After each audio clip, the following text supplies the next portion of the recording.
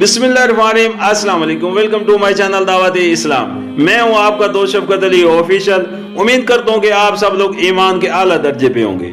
सूरत अल नाम के आयत नंबर 113 का तर्जमा, बस तुम उन्हें उनके हाल पर छोड़ दो कि अपनी अफ्तरा परे दराजियां करते रहें। ये सब कुछ हम इन्हें इसलिए करने दे रहे हैं कि जो लोग आखिरत पर ईमान नहीं रखते, उनके दिल उस खुशनुमा धोखे की तरफ मैल हों और वो उससे राजी हो जाएं और उन बुराइयों का इक्तसाब करें जिनका इक्तसाब वो करना चाहते हैं। सूरत अल नाम के आयत नंबर 114 का तर्जमा, फिर जब हाल ये है तो क्या मैं अल्लाह के सिवा कोई और फैसला करने वाला तलाश करूं, हालांकि उसने पूरी तफसील के साथ तुम्हारी तरफ किताब नाजिल कर दी है। और जिन लोगों को हमने तुमसे पहले किताब दी थी वो जानते हैं कि ये किताब तुम्हारे रबी की तरफ से हक के साथ नाजिल हुई है, लिहाजा तुम शक करने वालों में शामिल ना हो।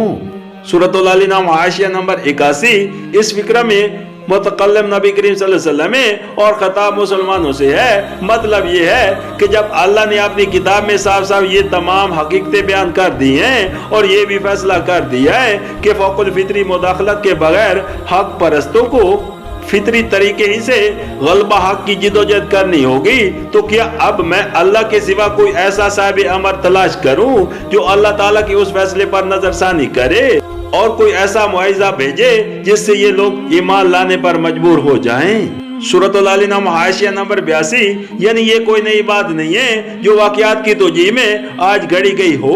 तमाम वो लोग जो कुतुब इस्मानी का इल्म रखते हैं और जिन्हें अमीर इस्लाम के मिशन से वक्फियत हासिल है, वो इस बात की शहादत देंगे कि ये जो कुछ कुरान में बयान किया जा रहा है ठीक ठीक अमर हक है और वो अज़ाली अब्दी हकीकत है जिसमें कभी फर्क नहीं आया है।